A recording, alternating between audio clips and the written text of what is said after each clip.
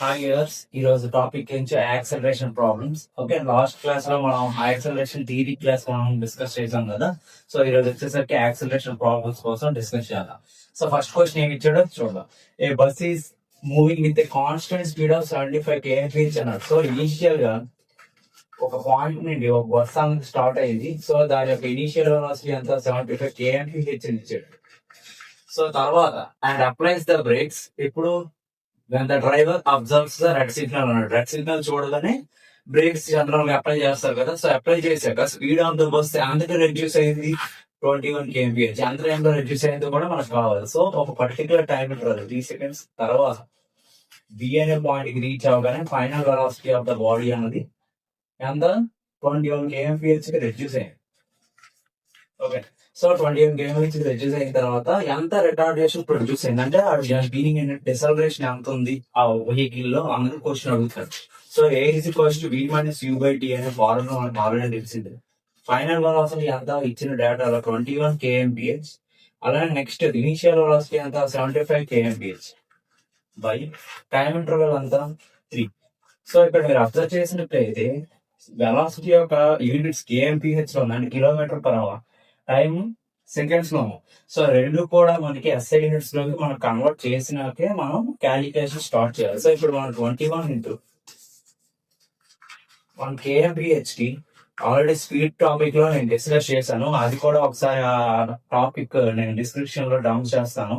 Okay, so ఆ class లో మీరు వెరిఫై చేసుకోవచ్చు. 1 kmph 5/18 metre per second. So ఈ ఏదైతే కన్వర్షన్ ఫ్యాక్టర్ 5/18 ఉందో దాంతో ఇక్కడ 121 తో మనం మల్టిప్లై చేయాలి. 5/18 minus 75 into 5/18 whole by 3. So రెండిట్లో కామన్ ఏముంది 5/18. ఓకే, సో ఈ 5/18 కామన్ తీసిన తర్వాత 21 మైనస్ 75 అనేది కామన్ టెన్ ఉంటుంది బై 3. 5/18 into 75 and 25 తీస్తే 54 బై 3. 18 అంతలా 3 టైమ్స్ 3 క్యాన్సల్ అయితే మనకు వచ్చింది. మనకి 75 and 21 చేస్తున్నాం కాబట్టి ఇక్కడ నెగిటివ్ సింబల్ కూడా వస్తుంది, మైనస్ కూడా. So minus 5 metre per second square is the retardation of the bus.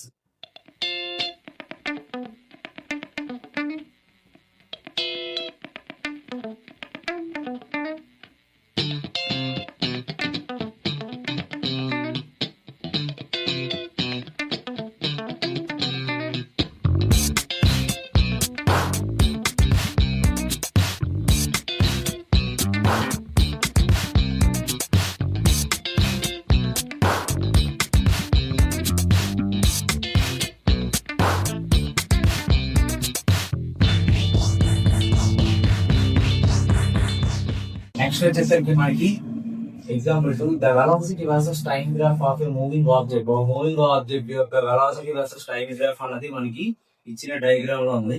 ఓకేనా, సో టోటల్ క్వశ్చన్ క్యాలిక్యులేట్ చేయమన్నది మాక్సిమం యాక్సలరేషన్ ఎక్కడ ప్రొడ్యూస్ అయింది, ఏ ఇంటర్వల్ దగ్గర ప్రొడ్యూస్ అయిందో క్యాలిక్యులేట్ చేయమని చెప్పి ఆప్షన్స్ ఇచ్చాడు. ఓకే, సో మనకి ఇచ్చిన గ్రాఫికల్ వేరియేషన్ లో ఆ రిప్రజెంటేషన్ లో వెలాసిటీకి టైం కి గ్రాఫ్ ఇచ్చాడు కాబట్టి యాక్సలరేషన్ ఫైండ్ అవుట్ చేయాలంటే మనం ముందే ఆల్రెడీ చెప్పుకున్నాము, స్లోప్ ని క్యాలిక్యులేట్ చేయాల్సి ఉంటుంది. ఈ స్లోప్ ని క్యాలిక్యులేట్ చేస్తే యాక్సలరేషన్ వచ్చేస్తుంది మనకి ఇచ్చిన ఫిగర్ నుంచి.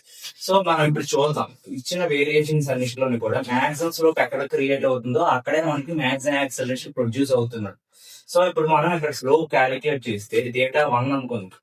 డేటా 1 అంటే చూడండి, ఇక్కడ మనకి ఈ అబ్జర్వేషన్ అంతా by coordinate 20, X coordinate 20. So ఇక్కడ మనకు వచ్చి tan θ1 వాల్యూ 45 degrees వస్తుంది. ఓకే, సో ఇక్కడ ఒకటి నెక్స్ట్ 20 seconds 30 seconds వెళ్తున్నప్పుడు వెలాసిటీ అనేది యూనిఫామ్ గా ఉంది అంటే ఇక్కడ మనకి slope 0. Okay, next 30 to 40 seconds time interval లో చూసినట్టయితే స్లోప్ θ3 అన్నది చూసిన వెంటనే తెలుస్తుంది. గ్రాఫికల్ రిప్రజెంటేషన్ చూడగానే θ1 కన్నా ఆల్రెడీ θ2 అన్నది హైయెస్ట్ పీక్ పాయింట్ అన్నట్టు కనిపిస్తుంది.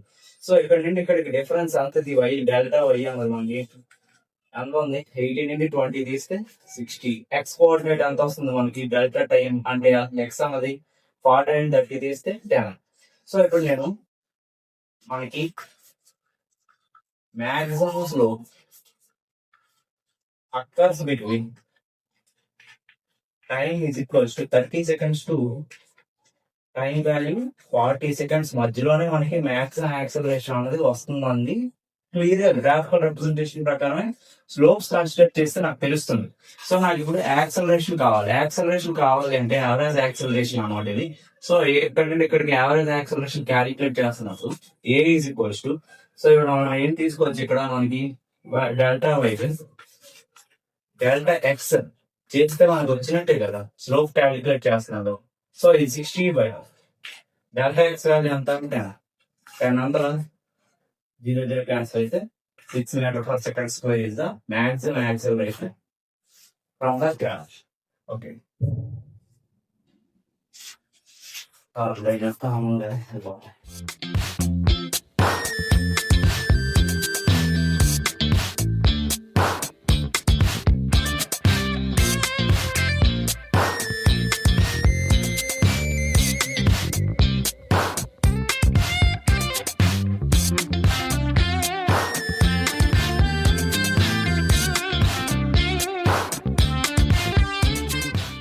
Next question, example 3. A car traveling at 20 meters/second takes a U-turn at 20 seconds without changing its speed limiter. What is the average acceleration of the car? So general గా ఇచ్చాడు diagram కూడా దాంతో పాటు. So ఈ options లో ఏది satisfy అవుతుంది average acceleration of the car కి మనం క్యాలిక్యులేట్ చేద్దాం. సో యూటర్న్ ఒక బాడీ అలా స్ట్రైట్ లైన్ లో ట్రావెల్ చేస్తున్నప్పుడు +20 meter/second అవుతుంది. అంటే వెలాసిటీ ఇనిషియల్ గా +20 meter/second. సో 20 seconds టైం తర్వాత యూటర్న్ తీసుకొని వితౌట్ చేంజింగ్ ఇట్ స్పీడ్ తోటి మనకి సేమ్ మ్యాగ్నిట్యూడ్ ఆఫ్ వెలాసిటీ ఆ స్పీడ్ తోటి మళ్ళీ మనకి ఆపోజిట్ డైరెక్షన్ లో ట్రావెల్ చేస్తున్నాడు. ఆపోజిట్ డైరెక్షన్ లో ట్రావెల్ చేస్తున్నప్పుడు -20 meter/second. సో ఇనిషియల్ +20 meter/second అయితే ఫైనల్ వెలాసిటీ వచ్చేసరికి -20 meter/second. వెలాసిటీ వెక్టర్ క్వాంటిటీ కాబట్టి మ్యాగ్నిట్యూడ్ తో పాటు డైరెక్షన్స్ కూడా కన్సిడర్ చేయాలి. So average acceleration, okay, average acceleration కావాలి అంటే మనకి b-u/t ఫార్ములా యూజ్ చేస్తే సరిపోతుంది. సో ఇనిషియల్ గా మనకి b-u/t లో ఫైనల్ వెలాసిటీ అంతా -20 meter/second. అలానే ఇనిషియల్ వెలాసిటీ కూడా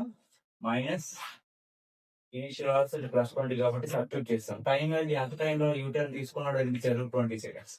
సో 20, సో -20 -20 అంటే -40/20. 20 అంతలో 2 times. So -2 meter/second² is the solution. So option 1 అన్నది మనం కరెక్ట్.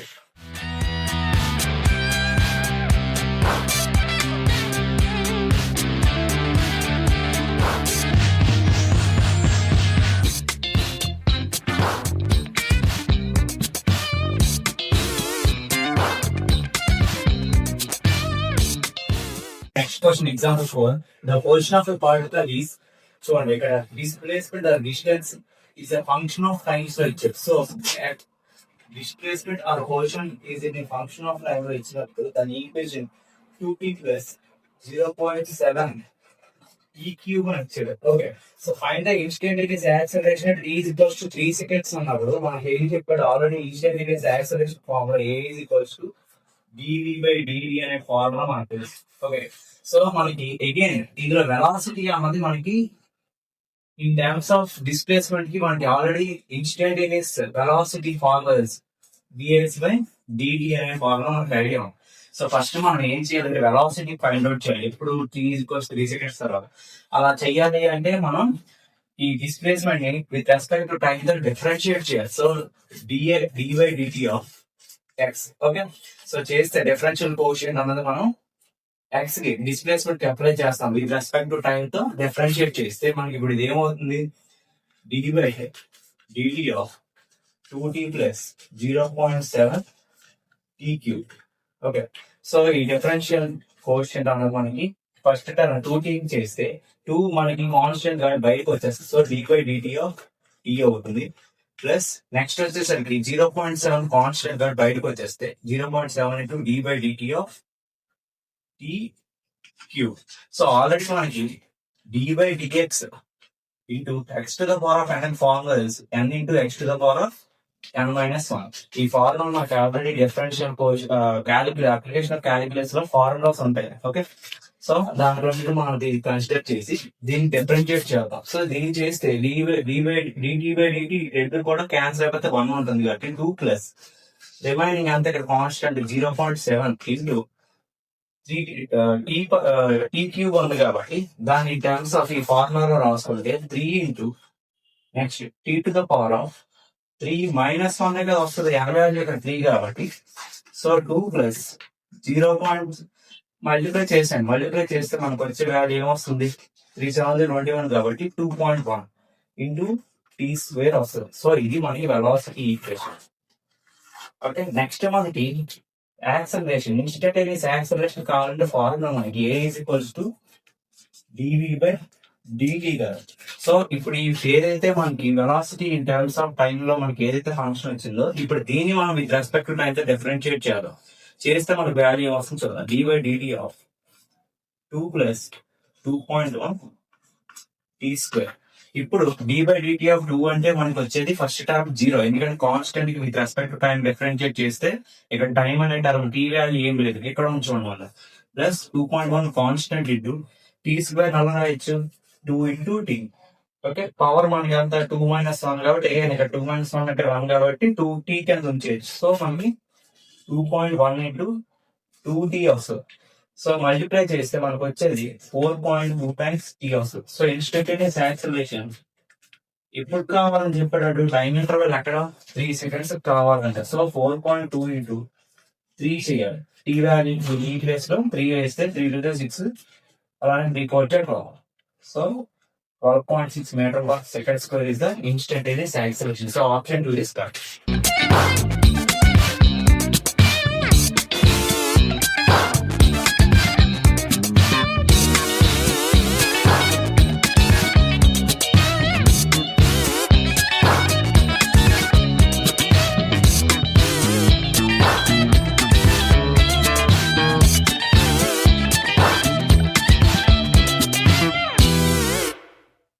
సో నెక్స్ట్ 2 క్వశ్చన్స్ ఇవి. లాస్ట్ ఏమన్నాడు, the position vector of a particle changes with time according to the relation అన్నాడు. So ఇందాక previous problem ఏంటంటే direct గా మనకి x is a function of times లో ఇచ్చాడు. ఓకే, ఇక్కడ మనకి in terms of vector form లో ఇచ్చాడు చూడండి. r1 is and position vector is in the function of time 15 t square i cap plus 4 minus 20 t square j cap అంటే vector form లో ఇచ్చాడు క్వశ్చన్ వెక్టార్ లో. Okay, so what is the magnitude of acceleration at ఈ equals to 1 second అన్నాడు. So వాడు ఇక్కడ ఎప్పుడైనా ఒక పర్టికులర్ టైం ఇంటర్వల్ కాదు, పర్టికులర్ టైం దగ్గర కానీ యాక్సలరేషన్ ఫైండ్ అవుట్ చేయమంటే అక్కడ వాడు అడిగింది ఇన్స్టంటేనియస్ యాక్సలరేషన్ అని మనం ఐడెంటిఫై చేయాలి. So instantaneous acceleration formula dv/dt.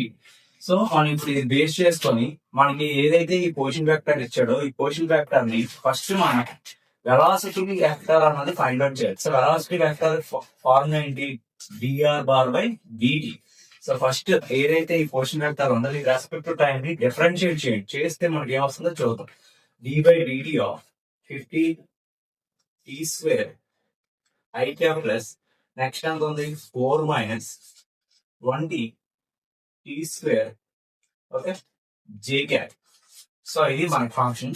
So మనకి బ్రేక్ అంటే డిఫరెన్షియేట్ చేస్తే 15 ఇంటూ 2d i cap వస్తుంది ప్లస్ నెక్స్ట్ d/dt ఆఫ్ 4 చేస్తే మాత్రం మనకి 0 అవుతుంది. సో మైనస్ ఉంటుంది, minus 20 into next t square కదా, టీ స్క్వేర్ అంటే 2 times t j cap.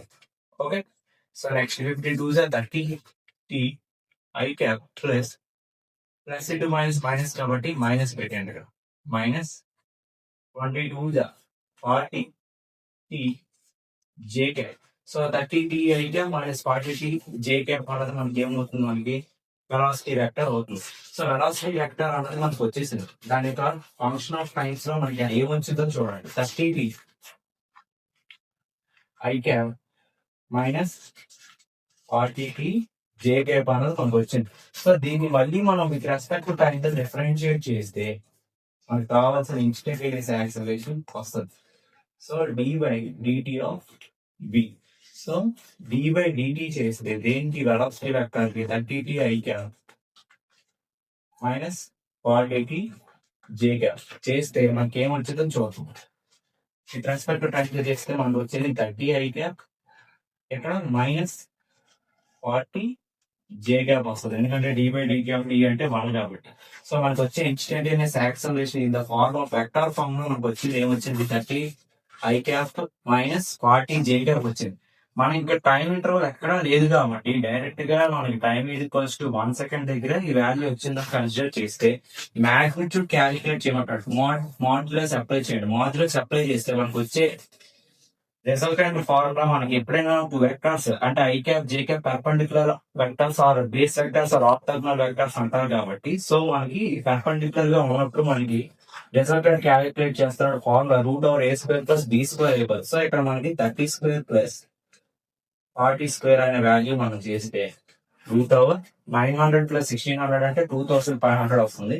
2500 అన్నది మనకి పర్ఫెక్ట్ స్క్వేర్ దేనికి వస్తుంది 50 m/s² అన్నది ఇక్కడ మనకి సొల్యూషన్ అవుతుంది ఇన్స్టంటేనియస్ యాక్సిలరేషన్.